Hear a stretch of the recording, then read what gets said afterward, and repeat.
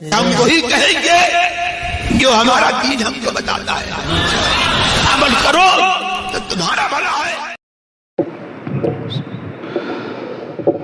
الحمد للہ رب العالمین والصلاة والسلام علی من کان نبیا وآدم بین الماء والطین وعلی آلہ واصحابہ اجمعین، اما بعد فاعوذ باللہ من الشیطان الرجیم، بسم اللہ الرحمن الرحیم۔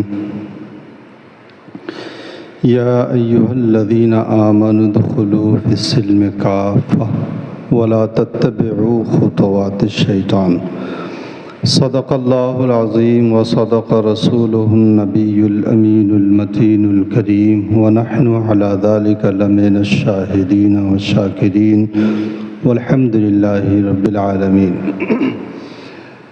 خطبہ مسنونہ کے بعد میں نے جس آیت نور کی تلاوت کا شرف حاصل کیا ہے، اس کے تعلق سے کچھ گفتگو سے پیشتر آئیے بارگاہ رسالت مآب صلی اللہ علیہ وسلم میں اپنی محبتوں کا خراج پیش کر لیں اور بآواز بلند درود پاک پڑھیں۔ اللہم صلی علی سیدنا شفیعنا نبینا مولانا محمد مبارک وسلم صلاۃ و سلاما دائما علیک سیدی یا رسول اللہ صلی اللہ تعالی علیہ وسلم۔ نعت پاک کے چند اشعار ملاحظہ فرمائیں۔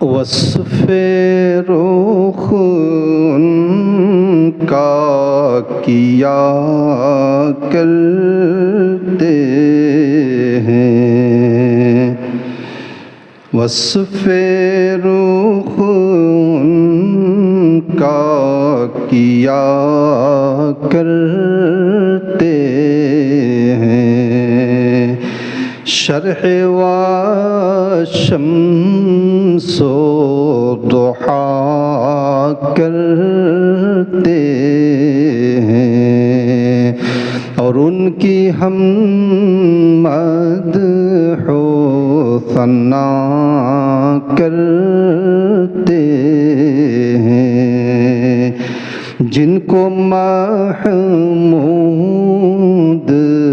کہا کرتے ہیں۔ اشعار کی تشریح نہیں کروں گا کیونکہ وقت بہت چلا جاتا ہے، تو 2-3 شعر بس برکت کے لیے ملاحظہ فرمائیں۔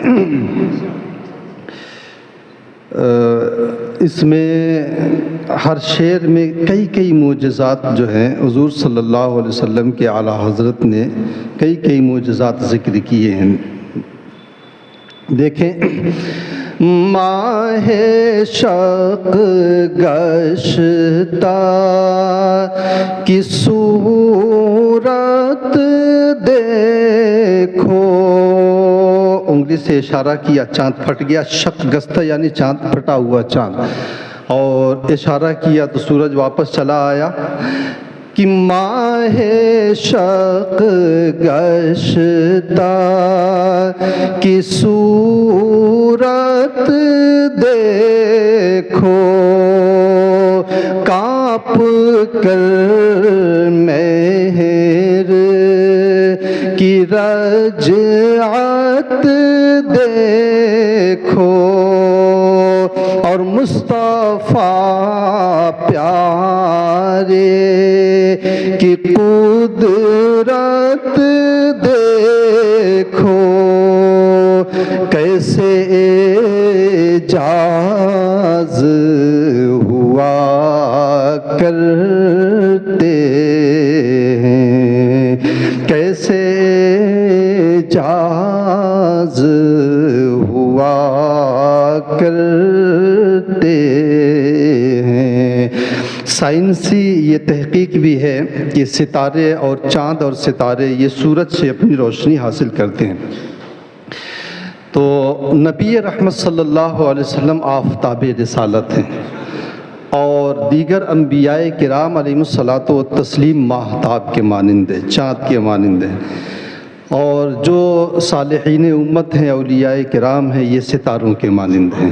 تو یہ سب اپنی روشنی اسی آفتاب رسالت سے حاصل کر رہے ہیں، اور دنیا میں جتنی بھی روشنیاں ہدایت کی پھیلی ہوئی ہیں، یہ سب اسی آفتاب ہدایت کی روشنی ہے جو اپنے اپنے زمانے میں نبی رحمت صلی اللہ علیہ وسلم کے نور کو چمکا رہے تھے۔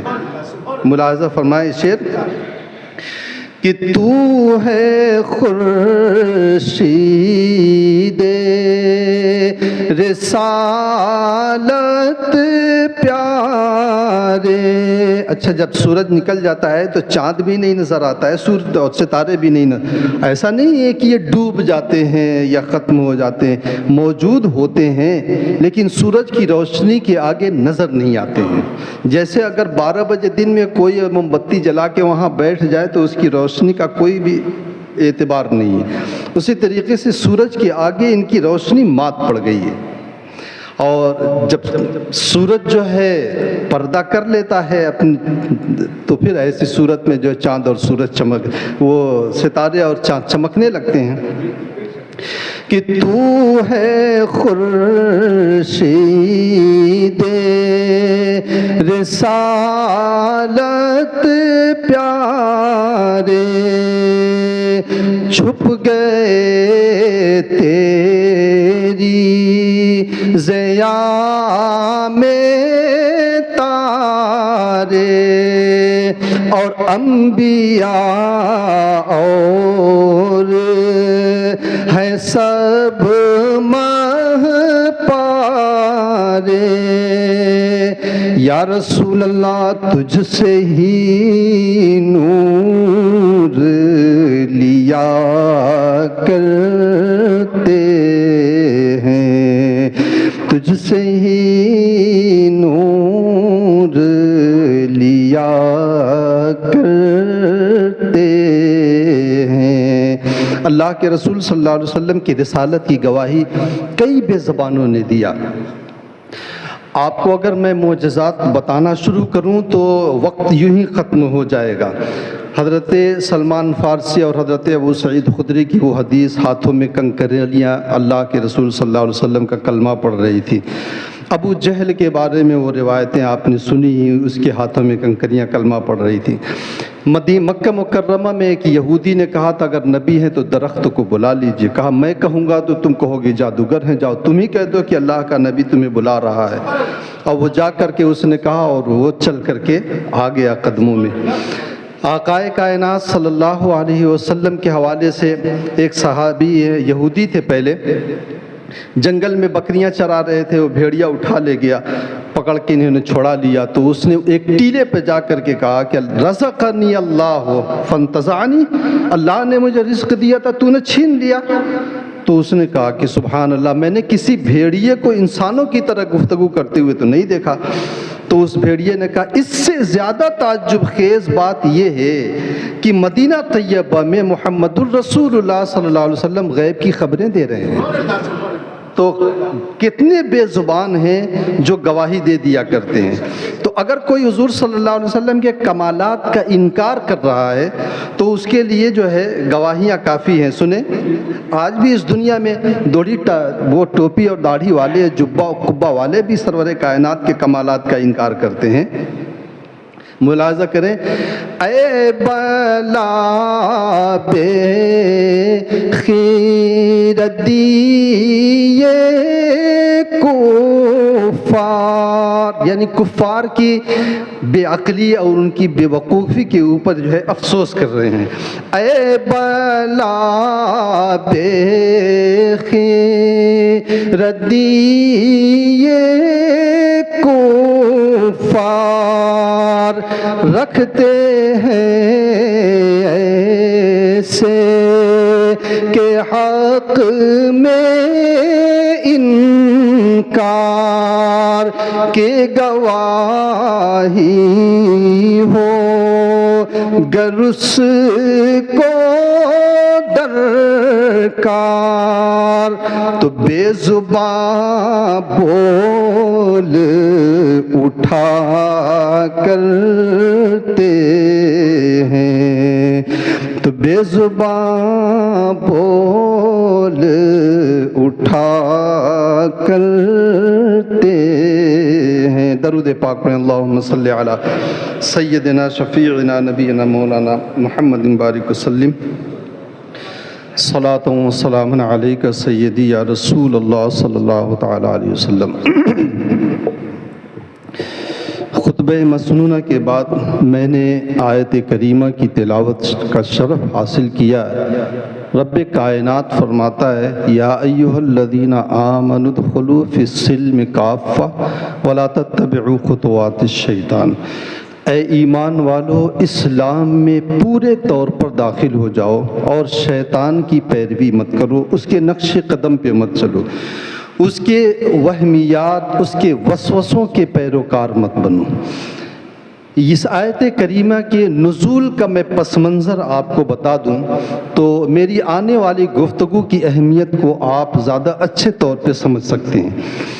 آقائے کائنات صلی اللہ علیہ وسلم جب مدینہ طیبہ ہجرت کر کے تشریف لائے تو حضرت عبداللہ ابن سلام رضی اللہ تعالیٰ عنہ اور ان کے اصحاب، ان لوگوں نے حضور صلی اللہ علیہ وسلم کے اوپر ایمان لے کر کے آئے۔ چونکہ یہ یہودی تھے، توریت اور حضرت موسیٰ علیہ الصلوۃ والتسلیم پر ایمان تھا۔ ایک زمانے سے جس نبی کی محبت اور جن کا عشق اور جن کی پیروی ان کی گھٹیوں میں پڑی ہوئی تھی، اچانک تو وہ ان کے دل سے نہیں نکل سکتی تھی۔ تو حضرت عبداللہ ابن سلام رضی اللہ تعالیٰ عنہ نے حضور صلی اللہ علیہ وسلم کی بارگاہ میں کچھ باتیں پیش کی۔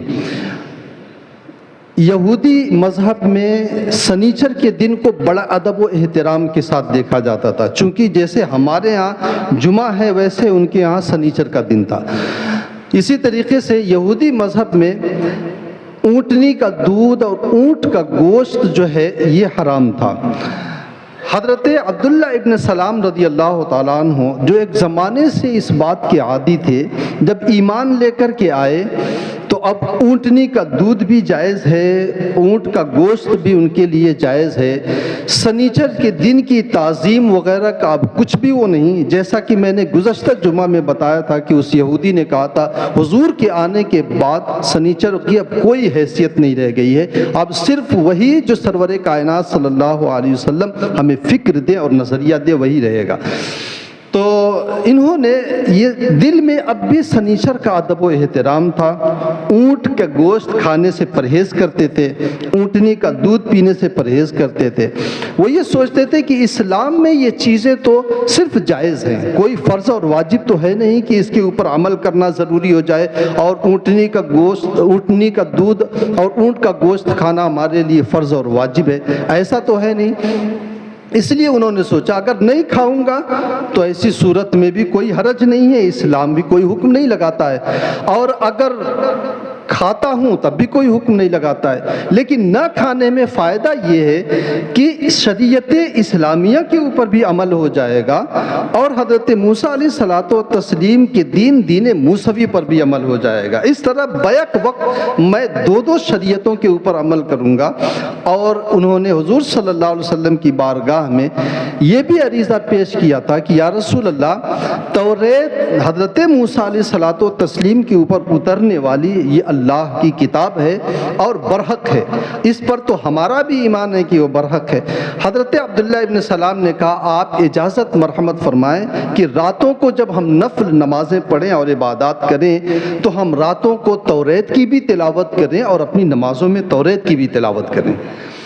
تو اس وقت یہ آیت کریمہ نازل ہوئی تھی، اور اللہ کے رسول صلی اللہ علیہ وسلم کی امت کو رب کائنات نے یہ خبردار کیا، ادخلوا فی السلم کافہ، اسلام میں پورے طور پہ داخل ہو جاؤ۔ یعنی توریت اللہ کی کتاب ہے، اور سنیچر کا دین موسوی میں ادب و احترام کے ساتھ دیکھا جاتا تھا اور تھا بھی، اور اونٹ کا گوشت اور اونٹنی کا دودھ یہ حرام تھا، لیکن سرور کائنات صلی اللہ علیہ وسلم کے آنے کے بعد اب ان نظریات کی کوئی حیثیت نہیں ہے۔ یہ جس شریعت میں تھے اس شریعت میں احکامات تھے، لیکن شریعت اسلامیہ اور شریعت محمدیہ کے بعد اب ان کی کوئی حیثیت نہیں۔ جب وہ توریت جو اللہ کی کتاب ہے اور ایک جلیل القدر اور مقدس رسول کے سینے کے اوپر نازل ہوئی تھی، جب اس کے شریعت اسلامیہ میں اور مسلمان ہونے کے بعد اس کی تلاوت اور اس کی نماز میں پڑھنے کی اجازت نہیں ہے، تو بتائیں ہمارے اور آپ کے وہم کو اسلام میں کیسے داخل ہونے کی اجازت ہو سکتی ہے؟ جب جو چیز حق ہے، برحق ہے، اس میں کسی طرح کا کوئی شبہ نہیں ہے، اس چیز کی شریعت اسلامیہ میں اجازت نہیں ہے، تو ہم اگر اپنے وہم سے کوئی خیال پیدا کر لیں، اپنے وہم سے ہم کوئی چیز اور کوئی رسم و رواج اور ریت پیدا کر لیں، تو اس کی شریعت اسلامیہ میں اجازت کیسے ہو سکتی ہے؟ آپ اس بات پہ توجہ رکھیں، اور اسی کے اعتبار سے میں آج روئے سخن آپ حضرات کے سامنے پیش کرنے والا ہوں کہ ہمارے معاشرے میں مسلمان ہونے کے بعد بھی کتنے وہمیات پائے جاتے ہیں، کتنے وسوسے اور باطل خیالات پائے جاتے ہیں۔ ان باطل خیالات اور وہمی باتوں کو ہم نے خود پیدا کیا، یہ ہماری اپنی اپج ہے، ہم نے خود پیدا کیا ہے، اور ان کے اوپر ہم شریعت سے بڑھ کر کے ہم اس پر عمل کرنا چاہتے ہیں۔ اگر اس کے مقابلے میں اللہ اور رسول کا فرمان رکھ دیا جائے تو بندہ اس کو قبول کرنے میں تردد محسوس کرتا ہے، جھجک محسوس کرتا ہے، لیکن اپنے ان باطل خیالات کے اوپر وہ اتنی مضبوطی کے ساتھ اٹل ہے کہ وہ کسی نہ کسی بہانے سے اس سے بچنے کی کوشش کرتا ہے۔ دیکھیں ہمارے معاشرے میں کیا کیا خیالات ہیں۔ گھر سے نکلے، بلی نے راستہ کاٹ دیا، آدمی واپس چلا آتا، آج کچھ کام نہیں ہوگا۔ بدشگونی جسے ہم کہتے ہیں، کسی بھی شخص یا کسی بھی چیز کو منحوس سمجھ کر کے اپنے کام کو موقوف کر دینا، یہی وہ چیز ہے جسے بدشگونی کہا جاتا ہے، اور اس کی شریعت اسلامیہ میں کوئی اجازت نہیں۔ نکل کے واپس چلے آئے، پوچھا کیا بات ہے؟ کہا ارے صبح صبح پتہ نہیں کس کا منہ دیکھ لیا ہوں، آج کوئی کام نہیں ہوگا۔ کسی آدمی کو منحوس سمجھ کر کے وہ ذاتی دشمنی کی بنیاد پر یا کسی اور وجہ سے، اور یہ اپنے ذہن میں اور دل میں خیالات باندھ لینا کہ اس کو دیکھ لینے کے بعد میرا کوئی کام صحیح نہیں ہوگا، یا اس تاریخ میں میرا کوئی کام نہیں ہوگا۔ چپل الٹی ہے تو آدمی یہ اس سے بدفعلی لے لیتا ہے، گھر میں جھگڑا ہو جائے گا۔ برتن الٹا ہے تو یہ بدفعلی لے لیتا ہے، مصیبت آ جائے گی۔ ستارہ ٹوٹ گیا تو یہ بدفعلی لے لیتا ہے کہ آفت آ جائے گی۔ یہ ساری چیزیں اسلام میں غلط ہیں اور اسلام ان کی کوئی اجازت نہیں دیتا ہے۔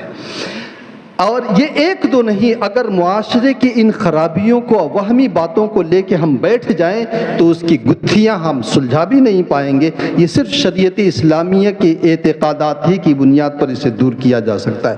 ہر شخص ان باتوں میں مبتلا ہوتا ہے۔ حدیث پاک میں اللہ کے رسول صلی اللہ علیہ وسلم نے فرمایا وَمَا مِنَّا إِلَّا أَن يُذْهِبَهُ اللَّهُ بِالتَّوَكُّلِ، ہم میں سے ہر شخص کہیں نہ کہیں ان خیالات میں تھوڑی دیر کے لیے ضرور الجھ جاتا ہے، لیکن اللہ تبارک و تعالیٰ کا فضل اس بندے پر ہوتا ہے جو بندہ رب پر توکل کرتا ہے، اور توکل کرنے کے بعد اس چیز کو ذہن سے جھٹک دیتا ہے۔ قرآن پاک میں رب کائنات نے اسی لیے فرمایا ہے وَعَلَى اللَّهِ فَتَوَكَّلُوا إِن كُنتُم مُؤْمِنِينَ، اگر تم مومن اور مسلمان ہو تو اللہ تبارک و تعالیٰ پر بھروسہ کرو، ان باتوں کے اوپر بھروسہ اور توکل مت کرو کہ آدمی گھر سے نکلا اور کتے اور بلی نے راستہ کاٹ دیا تو ہم یہ سوچ بیٹھیں کہ اب ہمارا کوئی کام نہیں ہوگا۔ اللہ کے رسول صلی اللہ علیہ وسلم نے ارشاد فرمایا ہے کہ ذَاكَ شَيْءٌ يَجِدُهُ أَحَدُكُمْ فِي نَفْسِهِ فَلَا يَصُدَّنَّكُمْ، یہ وہ چیز ہے کہ اگر اس کے حوالے سے تم میں سے کسی کے دل میں کوئی خیال پیدا ہو جائے اور بدفعلی اور بدشگونی کی بات آ جائے تو اللہ کے رسول فرماتے ہیں فَلَا يَصُدَّنَّكُمْ، ہرگز وہ چیز تمہیں اپنے کام سے نہ روکے، وہ کام پورا کر جاؤ۔ اب یہ ہوتا ہے کہ اگر کوئی شخص زبردستی اس میں کام کر جاتا ہے، اپنے نفس کے خلاف کر کے اس کے خلاف چلا جاتا ہے، خدا نہ خواستہ اگر کام بگڑ جاتا ہے تو کہتا ہے کہ دیکھو میں کہتا تھا نا کہ ایسا ہو جائے گا، مگر مولانا صاحب نہیں مانے اور زبردستی انہوں نے کام کرا دیا۔ یہ شیطان کی وہ چال ہے جو آپ کے ایمان کو کمزور کر دیتا ہے۔ کیا دوسرے دن یا دوسرے واقعات یا مواقع کے اوپر جو کام کیا جاتا ہے ان کاموں کے خلاف نہیں ہوتا ہے؟ کیا وہ کام بگڑا نہیں کرتے ہیں؟ ہم کہتے ہیں کہ 3, 13, 23 کو شادی مت کرو، 8, 18, 28 کو شادی مت کرو، منگل کے دن شادی مت کرو، فلانے کے دن شادی مت کرو، اس مہینے میں شادی مت کرو۔ کیوں بھائی؟ شادیاں ٹوٹ جاتی ہیں، رشتے میں دراڑ آ جاتی ہے اور جو ہے ترقی رک جاتی ہے۔ میں یہ کہتا ہوں کہ جو مہینہ آپ نے منتخب کیا ہے، کیا اس مہینے میں ہونے والی شادیاں نہیں ٹوٹتی ہیں؟ کیا اس میں طلاقیں نہیں ہوتی ہیں؟ کیا اس میں کوئی مصیبت نہیں آتی ہے؟ آتی ہے۔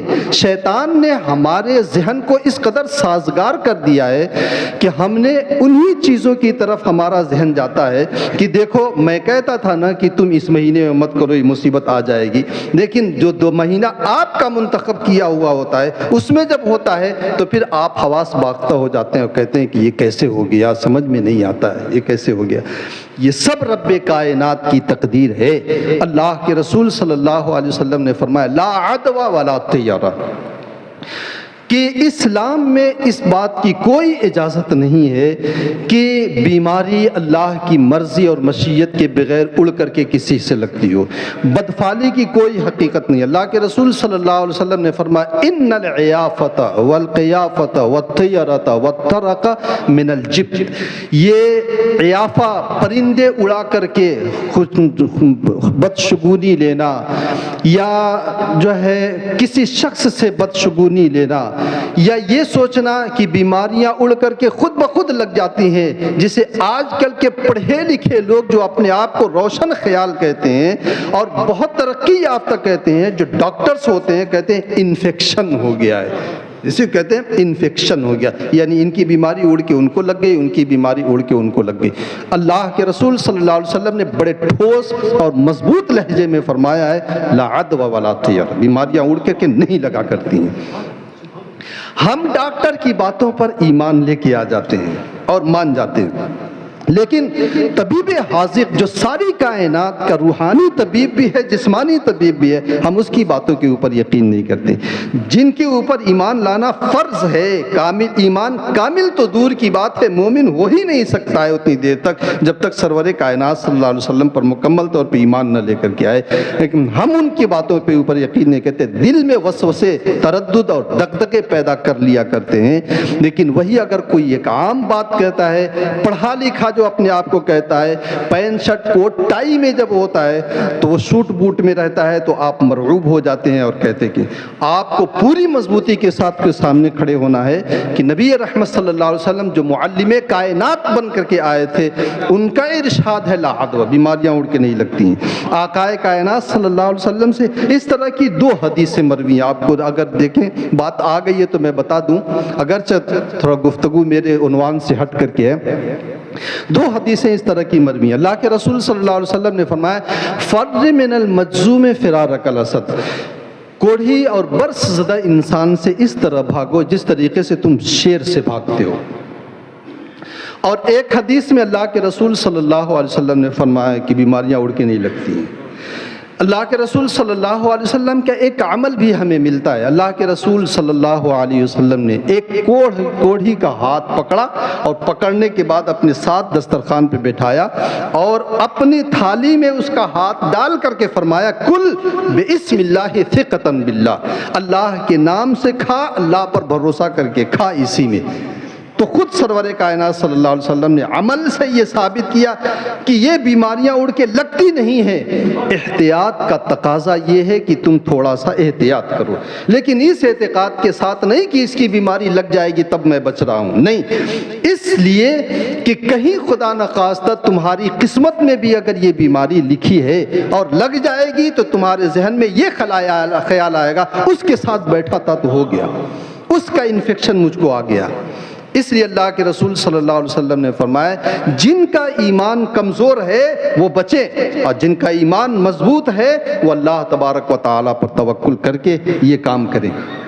دو حدیثیں مروی ہیں آقائے کائنات صلی اللہ علیہ وسلم سے جب یہ حدیث ارشاد فرمائی تو ایک صحابی نے عرض کیا یا رسول اللہ ایسا تو ہوتا ہے، ایسی اس طرح دلیلیں آج بھی لوگ دیتے ہیں، ایسا تو ہوتا ہے یا رسول اللہ کی ایک اونٹ رہتا ہے بالکل صحیح و سالم ہوتا ہے، اور خارش زدہ اونٹوں کے ساتھ اگر ہم اس کو رکھ دیتے ہیں تو اس کو بھی خارش ہو جاتی ہے، اس کو بھی کھجلی ہو جاتی ہے۔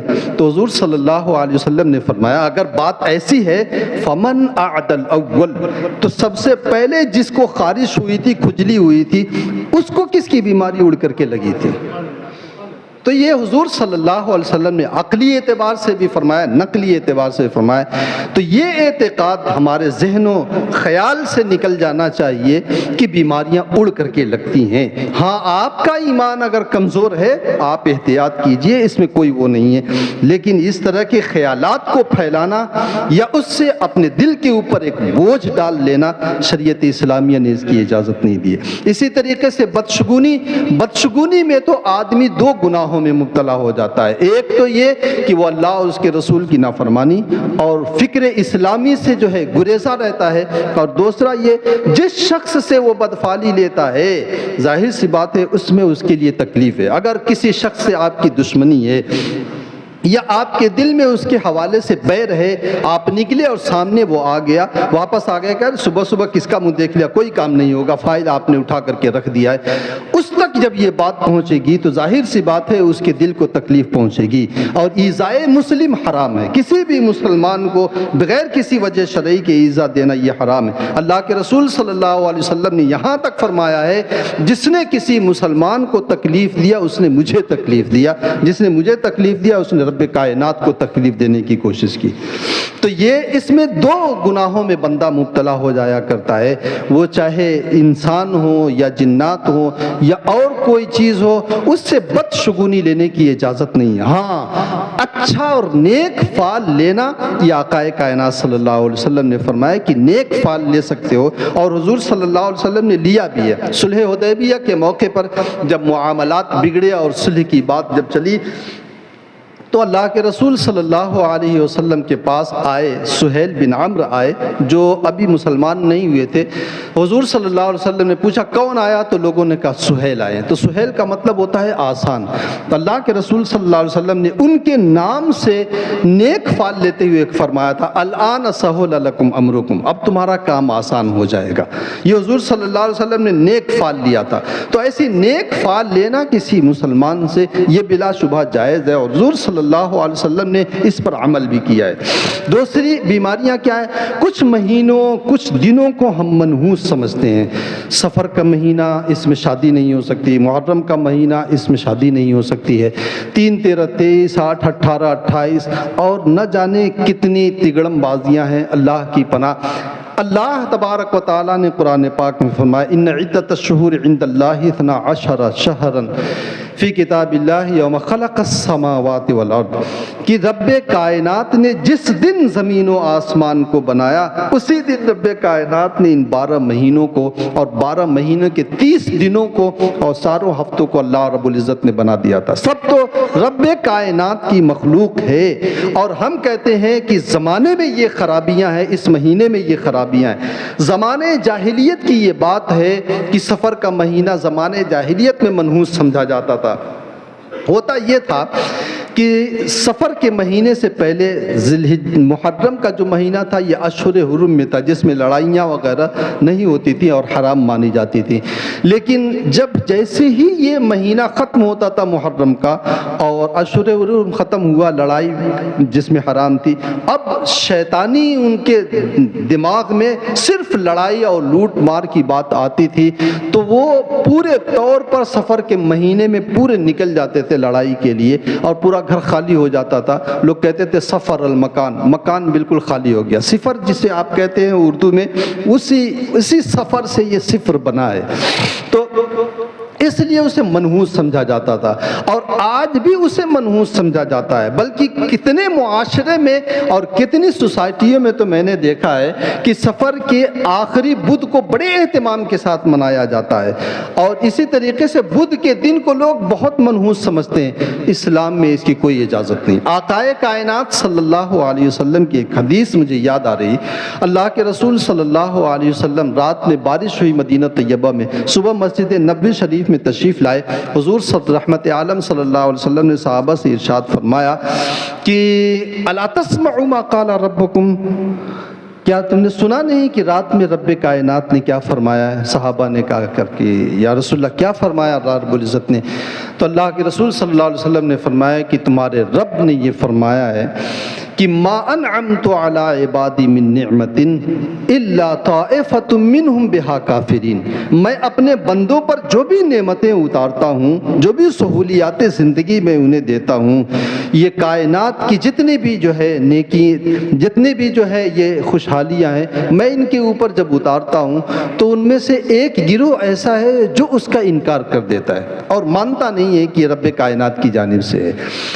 اور پھر اللہ رب العزت نے فرمایا یقولون مطرنا بنوع کذا و کذا، وہ کہتے ہیں کہ رات میں بارش اس ستارے کی وجہ سے ہوئی ہے، اس ستارے کی وجہ سے ہوئی ہے، ستارے نے یہ چال چلی ہے، چاند نے یہ چال چلی ہے، یہ حرکتیں ہوئی ہیں، بارش ہو گئی۔ آج بھی ہم کہتے ہیں کہ مانسون چلا، یہ ہوا، وہ ہوا، فلاں ہوا، ڈھکا ہوا، اور بارش ہو گئی۔ آقائے کائنات صلی اللہ علیہ وسلم نے فرمایا کہ اللہ رب العزت نے فرمایا کہ یقولون مطرنا بنوع کذا و کذا، فلاں فلاں ستارے کی وجہ سے ہمارے اوپر بارش ہوئی۔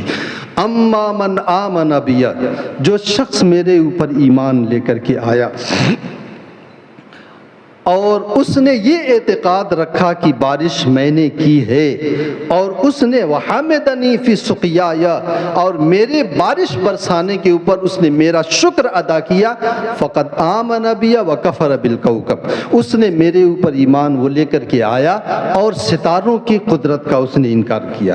واما من قال مطرنا بنوع کذا و کذا، اور جس نے یہ بات کہی کہ فلاں فلاں ستارے کی وجہ سے ایسا ہوا ہے، یہ بارش ہوئی ہے، تو اللہ رب العزت نے فرمایا ہے کہ فقد کفر بی وآمن بالکواکب، اس نے میرا انکار کر دیا ہے، ستاروں پر ایمان لے کے آ گیا ہے۔ آپ سوچیں اس طرح کے خیالات ہمارے معاشرے میں ہیں کہ نہیں؟ اگر آپ کا ذہن نہیں جا رہا ہے تو میں لے کر کے جاتا ہوں۔ آپ یہ کہتے ہیں شادی جب ہوتی ہے اور دن رکھنے کے لیے بندہ آتا ہے تو کہتا ہے کہ کوئی تاریخ دیکھ لیجئے، تو تاریخ دیکھنے کے لیے بہت سے ایسے لوگ ہوتے ہیں جن کے ساتھ ایسے کٹ ملا، مجھے یہ لفظ بولنا نہیں چاہیے لیکن واقعی وہ کٹ ملے ہیں، جو آج بھی ہماری قوم کو ان جاہلیت کے کاموں میں پھنسا کر کے رکھے ہوئے ہیں۔ وہ جنتریاں لے کر کے آتے ہیں اور اس میں نچھتر ملاتے ہیں، ستارے ملاتے ہیں، قمر در عقرب دیکھتے ہیں، ستاروں کی چال دیکھ کر کے کہتے ہیں کہ یہ مہینہ، یہ دن ٹھیک رہے گا، یہ مہینہ ٹھیک رہے گا، یہ تاریخ ٹھیک رہے گی۔ یہ ٹھیک اسی طریقے سے ہے جس طریقے سے ہندوستان کے کافروں اور بت کے پجاری جب اپنی قوم کے لوگوں کی شادی کا دن رکھتے ہیں تو اس کا وہ مہورت نکالتے ہیں اور اس میں وہ جو وقت بتا دیتے ہیں اسی وقت کے اوپر وہ شادیاں ہوتی ہیں۔ کیا ان کی شادیاں نہیں ٹوٹتی ہیں؟ کیا ان کی شادیاں نہیں ٹوٹتی ہیں؟ یہ ٹھیک وہی طریقہ ہے، اور ہمارے ہندوستان میں یہ فکر میں جہاں تک سمجھتا ہوں یہ انہی کافروں کے ذہن سے اور انہی کافروں کی صحبتوں کی بنیاد پر ہمارے ہاں یہ چیز آئی ہے۔ اسلام نے اس کی کوئی اجازت نہیں دی ہے۔ یہی وہ چیز ہے جسے ستارہ پرستی کہہ لیا جائے کہ ستاروں کی چال کے اوپر آدمی یقین و اعتماد کر لیتا ہے اور کہتا ہے کہ ستارے ملا لیجئے، نچھتر ملا لیجئے، ستارہ نہیں ملتا ہے۔ اس کی اجازت شریعت اسلامیہ نے نہیں دیا۔ یہ وہی چیز ہے جو اللہ کے رسول صلی اللہ علیہ وسلم نے فرمایا فقد آمن بالکواکب وکفر بی، اس نے میرا تو انکار کر دیا، ایمان تو اس نے ستاروں کے اوپر وہ لے کر کے آیا ہے۔ اس لیے ستاروں کی چالیں، نام رکھنے میں بھی لوگ آتے ہیں تو کہتے ہیں، لکھوا دیتے ہیں کہ فلاں دن فلاں وقت میں اور اتنے وقت پر ہوا ہے۔ اس کا مقصد یہی تو رہتا ہے کہ آدمی دیکھے کہ کون سا نام بہتر رہے گا، یعنی ان ستاروں کی چالوں سے دیکھ لے کون سا نام بہتر رہے گا۔ نہیں، شریعت نے اتنا آپ کو مکلف کیا ہے، ان فضول باتوں میں پڑھ کے اپنے ذہن و دماغ کے اوپر ایک بوجھ ڈال لینا یہ دانش مندی نہیں ہے۔ شریعت نے آپ کو ان باتوں باتوں کا مکلف کیا ہے، آپ اچھا نام رکھیں۔ ہم وہ چیز تو نہیں مانتے ہیں، اور اس کے علاوہ ہم ایسے ایسے نام رکھ لیتے ہیں کہ اللہ کی پناہ۔ ایک بڑے میاں میرے پاس آئے بہت پہلے، اور انہوں نے کہا کہ حضرت میرے یہاں پوتا ہوا ہے، اللہ کا شکر ہے، میں نے اس کا نام رمیم رکھا ہے۔ میں نے کہا لا حول ولا قوت الا باللہ العلی العظیم۔ کہا کیا بات ہے؟ میں نے کہا رمیم کا مطلب ہوتا ہے بسیدہ ہڈی، وہ ہڈی جو سڑ جائے، گل جائے اور ایک دم بھربھری ہو جائے، اسے رمیم کہا جاتا ہے، خستہ حال ہڈی۔ تو ایسا نام رکھنے کی اجازت نہیں ہے۔ نام وہ رکھیں جس کے معنی اچھے ہوں۔ انبیاء کرام علیہ الصلوۃ والتسلیم کے نام ہیں، صحابہ کرام کے نام ہیں، بزرگوں کے نام ہیں، لیکن ہماری قوم لیٹسٹ نام کی جو ہے پرستار ہو گئی ہے، انہیں لیٹسٹ نام چاہیے، ایسا نام جو معاشرے میں کہیں نہ ملے، انہیں ویسا نام چاہیے۔ اللہ کے رسول صلی اللہ علیہ وسلم نے ایک حدیث میں فرمایا، حضرت ابو الدرداء سے حدیث مروی ہے، رحمت عالم صلی اللہ علیہ وسلم نے فرمایا انکم تدعون یوم القیامت باسمائکم واسماء آبائکم فحسنوا اسماءکم، قیامت کے دن تم کو تمہارے نام اور تمہارے باپ کے ناموں کے ساتھ پکارا جائے گا، یعنی تمہارا اور باپ کا نام ایک ساتھ ملا کر کے پکارا جائے گا۔ اللہ کے رسول نے فرمایا اس لیے نام اچھا رکھو۔ اب سبراتی ابن جمراتی اور بدھن ابن جمن جیسے نام اگر رہیں تو محشر میں سارے محشر کے سامنے رسوائی ہو جائے گی، اس لیے نام اچھا رکھا جائے۔ آقا کائنات صلی اللہ علیہ وسلم نے فرمایا ان الاسماء تتنزل من السماء، آسمان، ناموں کی برکت آسمان سے اترا کرتی ہیں، اس لیے نام اچھے رکھو اور ان کے معانی اور میننگ دیکھ کر کے لیٹسٹ ناموں کے پیچھے نہ جائیں۔ آپ دیکھیں حضرت صحابہ کرام رضوان اللہ تعالیٰ علیہ مجمعین کے معاشرے میں آپ دیکھ لیں، ایک ہی نام پلٹ پلٹ کر کے آ رہا ہے۔ حضرت مولا کائنات کا نام علی ہے، حضرت امام حسین کا نام حسین، بیٹے کا نام علی رکھ دیا، انہوں نے اپنے بیٹے کا نام محمد رکھ دیا، انہوں نے اپنے بیٹے کا نام اپنے چچا کے نام پہ جعفر رکھ دیا، انہوں نے اپنے بیٹے کا نام عبداللہ رکھ دیا، انہوں نے اپنے بیٹے کا نام محمد رکھ دیا۔ وہی نام پلٹ کر کے آ رہا ہے، ایک ایک گھر میں دو دو تین تین محمد نام کے ہوا کرتے تھے۔ ایک صحابی بارگاہ رسالت میں آئے اور انہوں نے عرض کیا یا رسول اللہ بیٹا ہوا ہے، اللہ کے رسول نے نام محمد رکھا ہے۔ تو پھر آئے، پھر حضور صلی اللہ علیہ وسلم کی بارگاہ میں آ کے انہوں نے کہا یا رسول اللہ بیٹا ہوا ہے، اللہ کے رسول نے نام محمد رکھا۔ یہ تو نام ہے۔ آج بھی ہم اگر کسی کو کہتے ہیں کہ یہ نام رکھ لو تو کہتے ہیں یہ نام تو ہے ہمارے گھر میں، ہمارے چچا کے گھر میں ہے، ہمارے بھائی کے گھر میں ہے۔ اللہ کے رسول صلی اللہ علیہ وسلم سے جب انہوں نے کہا جب یہ نام تو ہے، تو حضور صلی اللہ علیہ وسلم نے فرمایا کیا فرق پڑتا ہے اگر تمہارے نام تمہارے گھر میں تین تین محمد ہو جائیں تو برکتیں جو ہیں ناموں کی وجہ سے آیا کرتی ہیں، اچھے ناموں کی وجہ سے آیا کرتی ہیں، تاریخ کی بنیاد پر یا دین کی بنیاد پر یا نچھتر یا ستاروں کی بنیاد پر نہیں آیا کرتی ہیں۔ کیا ایسا نہیں ہوتا ہے کہ جو ان تاریخوں کو ملا کر کے، نچھتروں کو ملا کر کے، ان چیزوں کو ملا کر کے نام رکھتے ہیں، کیا ان کے لڑکے برے نہیں ہوتے ہیں؟ کیا ان میں بگاڑ پیدا نہیں ہوتا ہے؟ یقیناً بگاڑ پیدا ہو جایا کرتا ہے۔ تو یہ سب رب کائنات کی قدرت ہے۔ اللہ کے رسول صلی اللہ علیہ وسلم کے صحابی حضرت عبداللہ ابن عباس رضی اللہ تعالیٰ عنہ سے ایک حدیث مروی ہے، آقا کائنات صلی اللہ علیہ وسلم نے فرمایا من اقتبس من علم النجوم، جس نے علم نجوم سے، ستاروں کی چالوں سے اپنے کاروبار زندگی کو چلایا، اس نے جادوگری کو جو ہے اپنے دین میں داخل کر لیا۔ اس لیے یہ سارے خیالات اور وہمیات اپنے دل سے نکالیں۔ ہم جتنے زیادہ وہم میں مبتلا ہیں، شاید کوئی قوم اتنے وہم میں مبتلا ہے، اور سارے وہمیات کو ہمارے دین نے جتنا کچلا ہے کسی دین نے نہیں کچلا۔ میرے آقا صلی اللہ علیہ وسلم نے فرمایا جاہلیت کی ساری رسموں کو حج کے ایام میں، حج کے دن عرفات میں آپ نے خطبہ دیتے ہوئے فرمایا تھا جاہلیت کی ساری رسموں کو میں اپنے پاؤں کے تلے رونت دیتا ہوں، لیکن پاؤں کے تلے روندی ہوئی ان جاہلی رسموں کو ہم اپنے سینے سے لگائے ہوئے ہیں، گھٹی کو پلائے ہوئے ہیں۔ اللہ تبارک و تعالیٰ سے دعا ہے کہ اللہ تبارک و تعالیٰ ہمیں ان وہمی باتوں سے اور غلط خیالوں سے بچنے کی توفیق عطا فرمائے۔ ایک اعلان سماعت کر لیں۔